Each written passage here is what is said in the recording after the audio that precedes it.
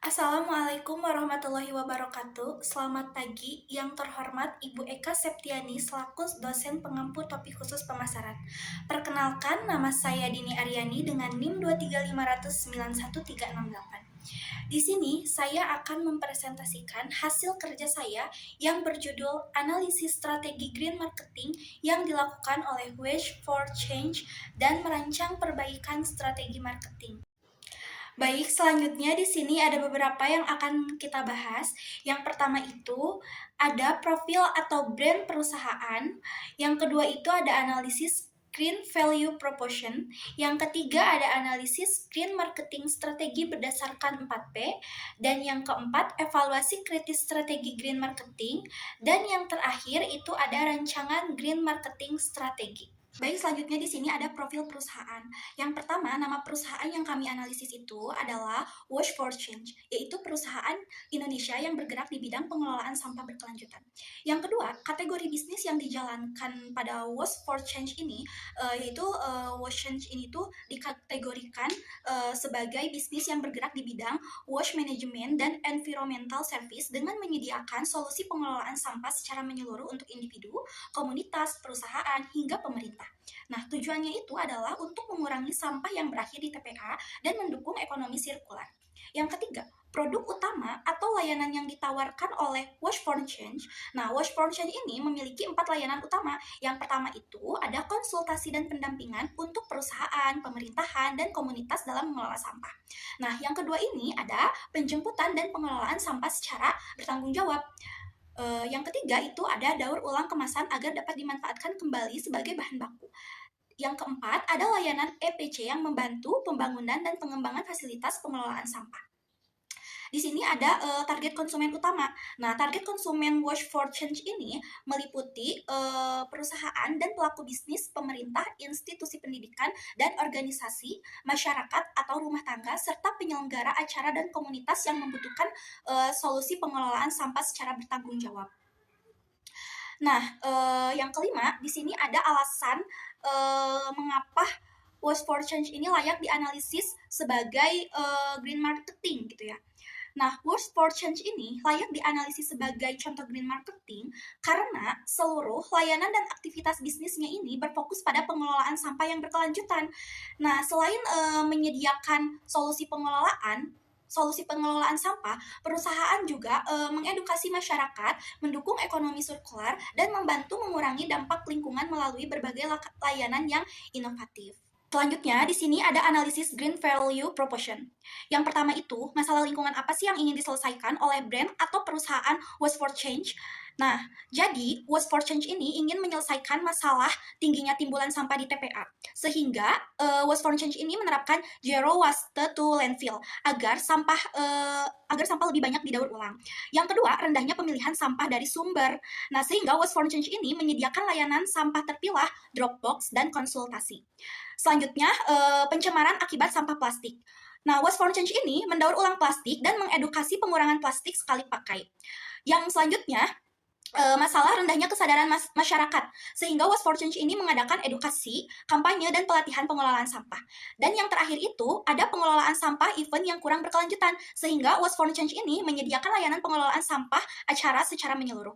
Nah, itulah masalah yang ingin diselesaikan oleh Waste for Change. Yang kedua, ada nilai ramah lingkungan apa sih yang ditawarkan kepada konsumen? Yang pertama, nilai ramah lingkungan seperti zero waste to landfill. Nah, pada bagian ini, untuk mengurangi sampah yang masuk ke TPA. Yang kedua, pengelolaan sampah yang bertanggung jawab. Nah, jadi sampah yang dipilah dan diolah sesuai jenisnya. Terus, yang ketiga, mendukung sirkuler ekonomi. Nah, pada bagian ini, material daur ulang dimanfaatkan kembali.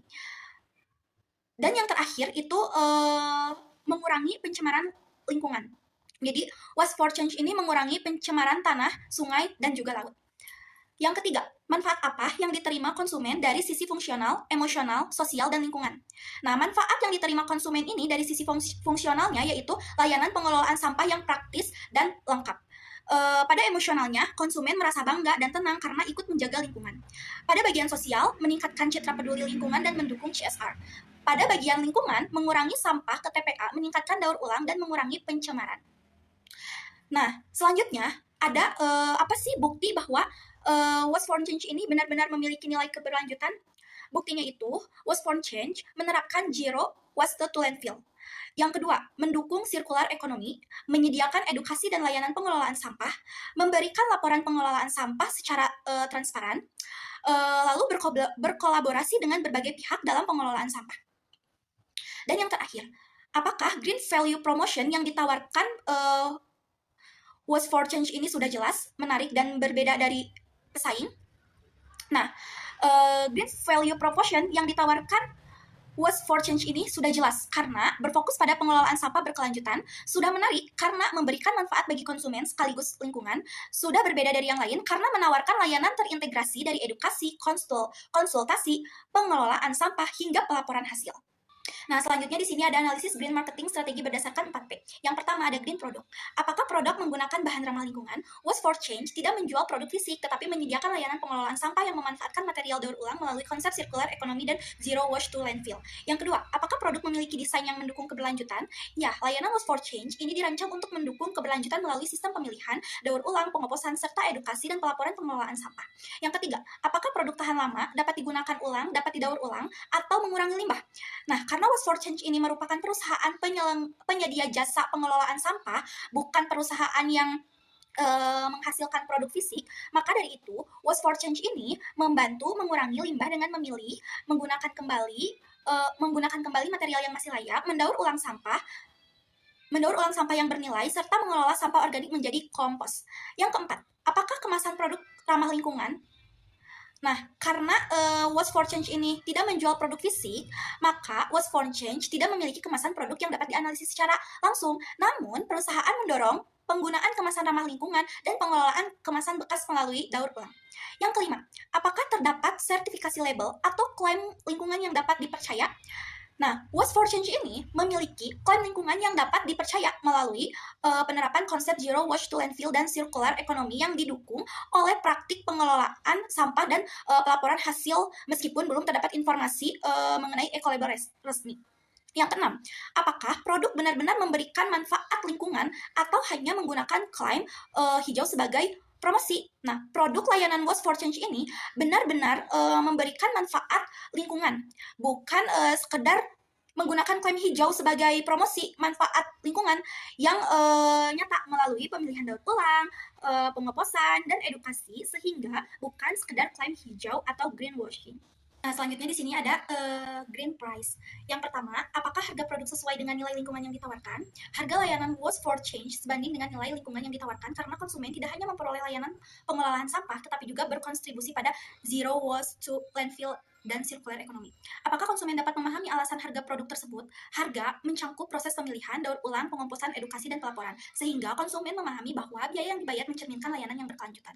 Yang ketiga, apakah terdapat green premium atau harga lebih tinggi karena aspek keberlanjutan? Terdapat green premium pada layanan Waste for Change karena perusahaan menawarkan nilai tambah berupa pengelolaan sampah yang berkelanjutan, transparan, dan bertanggung jawab. Yang keempat, apakah strategi harga masih terjangkau bagi target pasar? Strategi harga Waste for Change masih terjangkau bagi target pasarnya, terutama perusahaan, institusi, komunitas, dan masyarakat yang memiliki kepedulian terhadap lingkungan. Yang kelima, apakah harga mencerminkan kualitas, manfaat, dan dampak lingkungan produk? Harga layanan Waste for Change mencerminkan kualitas, manfaat, dan dampak lingkungan yang diberikan melalui proses pemilihan daur ulang, pengomposan, edukasi, dan pelaporan yang mendukung pengelolaan sampah berkelanjutan. Nah, selanjutnya di sini ada analisis green marketing strategi berdasarkan 4P. Yang ketiga itu ada green place. Yang pertama, bagaimana distribusi kepada konsumen? Nah, layanan Waste for Change ini didistribusikan secara langsung kepada konsumen melalui layanan pengambilan sampah, melalui layanan Dropbox, melalui platform digital, melalui layanan pengelolaan sampah Ivan. Apakah saluran distribusi mendukung efisiensi energi atau pengurangan emisi? Waste for Change ini mendukung pengurangan emisi melalui penerapan zero waste to landfill, daur ulang, pengomposan, serta sistem pengangkutan yang terjadwal sehingga proses didistribusikan menjadi lebih efisien. Yang ketiga, apakah brand menggunakan toko fisik, marketplace, website, atau kanal digital? Karena website change adalah perusahaan jasa, maka kanal distribusi yang digunakan lebih fokus pada website dan kanal digital, bukan marketplace seperti Tokopedia atau Shopee. Yang keempat, apakah distribusi produk mudah dijangkau oleh konsumen? Distribusi layanan Waste for Change relatif mudah dijangkau oleh konsumen karena menyediakan layanan penjemputan sampah, pemesanan layanan dapat dilakukan secara online, menyediakan Dropbox. Yang kelima, apakah proses pengiriman memperlihatkan aspek keberlanjutan, misalnya kemasan minim plastik, pengiriman rendah emisi, atau titik pengumpulan produk bekas? Nah, jadi Waste for Change ini tidak menggunakan kemasan produk karena bergerak di bidang jasa. Meskipun tidak menggunakan kemasan produk, nah jadi Waste for Change ini menerapkan distribusi yang berkelanjutan melalui pemilihan sampah, Dropbox, daur ulang, pengomposan, dan pengurangan sampah yang dikirim ke TPA. Baik, selanjutnya di sini ada green promotion. Yang pertama, pesan lingkungan apa yang dikomunikasikan kepada konsumen. Nah, Waste for Change ini mengajak masyarakat menerapkan konsep zero waste to landfill, mengajak masyarakat menerapkan prinsip 3R, mendorong penerapan ekonomi sirkular. Yang kedua, media promosi apa yang digunakan oleh brand atau perusahaan. Waste for Change menggunakan berbagai media promosi untuk mengedukasi masyarakat sekaligus memperkenalkan layanannya, yaitu melalui website resmi, Instagram, sama Lycan. Yang ketiga, apakah konten promosi edukatif, informatif, dan meyakinkan? Ya, konten promosi Waste for Change ini bersifat edukatif, informatif, dan meyakinkan. Karena mengedukasi tentang pengelolaan sampah dan 3R, menjelaskan layanan yang ditawarkan, serta didukung bukti nyata seperti penerapan zero waste to landfill dan pelaporan pengelolaan sampah yang transparan. Yang keempat, apakah promosi mampu membangun kesadaran konsumen terhadap isu lingkungan? Promosi Waste for Change mampu membangun kesadaran konsumen terhadap isu lingkungan karena mengedukasi masyarakat tentang pentingnya memilah sampah sejak dari sumber. Mengajak konsumen menerapkan prinsip 3R, reduce, resource, recycle, dan ekonomi sirkular. Mengkampanyekan pengurangan penggunaan plastik sekali pakai.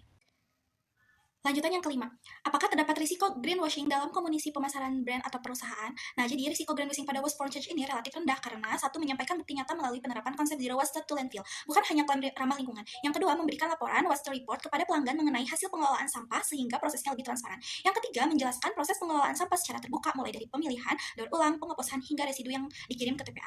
Yang keenam, apakah klaim lingkungan dalam promosi didukung oleh bukti yang jelas? Klaim lingkungan yang disampaikan Waste for Change didukung oleh bukti yang jelas. Hal ini terlihat dari penerapan konsep zero waste to landfill, penyediaan layanan pengelolaan sampah yang nyata, pelaporan kepada pelanggan sebagai bentuk transparansi, serta kerjasama dengan berbagai perusahaan dan institusi dalam pengelolaan sampah berkelanjutan. Baik, selanjutnya di sini ada evaluasi kritis strategi green marketing. Yang pertama, elemen 4P apa yang paling kuat? Elemen yang paling kuat adalah green product, karena seluruh layanan Waste for Change dirancang untuk mendukung keberlanjutan melalui zero waste to landfill, circular economy, daur ulang, pengoplosan, dan edukasi sehingga memberikan dampak lingkungan yang nyata. Elemen 4P mana yang masih lemah? Nah, elemen yang masih lemah itu adalah green price, karena informasi harga belum dipublikasikan secara terbuka dan konsumen harus menghubungi perusahaan untuk mengetahui rincian biaya layanan. Yang ketiga, apakah strategi hijau perusahaan sudah konsisten antara produk, harga, distribusi, dan promosi? Strategi hijau Waste for Change sudah cukup konsisten. Produk berupa layanan pengelolaan sampah berkelanjutan didukung oleh harga yang mencerminkan nilai keberlanjutan, distribusi yang mengutamakan sistem penjemputan dan pengelolaan sampah yang efisien, serta promosi yang berfokus pada edukasi mengenai pengelompokan sampah, ekonomi sirkular, dan pengurangan limbah. Apakah strategi yang dilakukan sudah sesuai dengan kebutuhan dan karakteristik target konsumen? Strategi yang diterapkan sudah sesuai dengan karakteristik target konsumen, yaitu perusahaan, institusi, komunitas, penyelenggara acara, dan rumah tangga yang memiliki kepedulian terhadap lingkungan. Apakah strategi tersebut benar-benar mendukung keberlanjutan atau hanya sebatas citra merek? Strategi Waste for Change terbukti benar-benar mendukung keberlanjutan dan bukan hanya membangun citra merek. Hal ini terlihat dari implementasi nyata konsep zero waste to landfill, penerapan ekonomi sirkular, layanan pengelolaan sampah yang terintegrasi, edukasi kepada masyarakat, serta penyediaan waste report sebagai bentuk transparansi kepada pelanggan. Baik, dan yang terakhir di sini ada rancangan perbaikan green marketing strategi. Yang pertama, elemen 4P yang akan diperbaiki adalah green price. Nah, yang kedua, masalah utama yang ditemukan dari hasil analisis berdasarkan hasil analisis aspek green price. Nah, green price ini tuh masih perlu ditingkatkan karena informasi mengenai harga layanan Waste for Change belum disampaikan secara terbuka. Calon konsumen harus menghubungi perusahaan terlebih dahulu untuk mengetahui biaya layanan sehingga transparansi harga masih belum optimal. Yang ketiga, ide strategi perbaikan yang saya usulkan untuk Waste for Change, yaitu Waste for Change ini dapat menyediakan halaman khusus berisi kisaran harga atau paket layanan pada website resminya. Setiap paket disertai penjelasan mengenai jenis layanan yang diperoleh serta manfaat lingkungan yang dihasilkan sehingga calon konsumen dapat memahami nilai yang diterima sebelum menggunakan layanan. Yang keempat, alasan mengapa strategi tersebut penting karena untuk meningkatkan transparansi harga, memudahkan calon konsumen dalam memilih layanan sesuai kebutuhan dan anggaran, serta membantu konsumen memahami bahwa harga yang dibayarkan sebanding dengan manfaat lingkungan yang diberikan. Selanjutnya, yang ketiga ada teknik implementasi strategi, menambahkan layanan, paket layanan, dan estimasi harga pada website resmi, menampilkan kisaran harga untuk setiap jenis layanan, seperti layanan rumah tangga, perusahaan, event, dan konsultasi, menjelaskan fasilitas yang diperoleh pada setiap paket layanan, memberikan keterangan mengenai manfaat lingkungan yang dihasilkan dari setiap layanan, misalnya pengurangan sampah ke TPA, peningkatan daur ulang, atau penerapan konsep zero waste to landfill, mempengaruhi informasi harga secara berkala sesuai kebijakan perusahaan. Nah, target konsumen apa sih yang dituju oleh Waste for Change? Nah, target yang ditujunya itu adalah perusahaan, instansi, pemerintah, institusi pendidikan, komunitas, penyelenggaraan acara, serta masyarakat yang membutuhkan layanan pengelolaan sampah secara berkelanjutan. Yang kelima, media atau saluran yang digunakan, yaitu website resmi Waste for Change, WhatsApp bisnis sebagai media konsultasi lanjutan. Yang keenam, indikator keberhasilan strategi. Nah, indikator keberhasilan strategi Watch for Change ini meningkatkan jumlah pengunjung halaman informasi harga pada website, meningkatnya jumlah permintaan layanan atau konsultasi dari calon pelanggan, berkurangnya pertanyaan pelanggan mengenai informasi harga dasar, meningkatnya kepuasan pelanggan terhadap transparansi informasi layanan dan harga. Sekian presentasi saya, mohon maaf bila ada kesalahan. Wabillahi taufiq wal hidayah. Wassalamualaikum warahmatullahi wabarakatuh.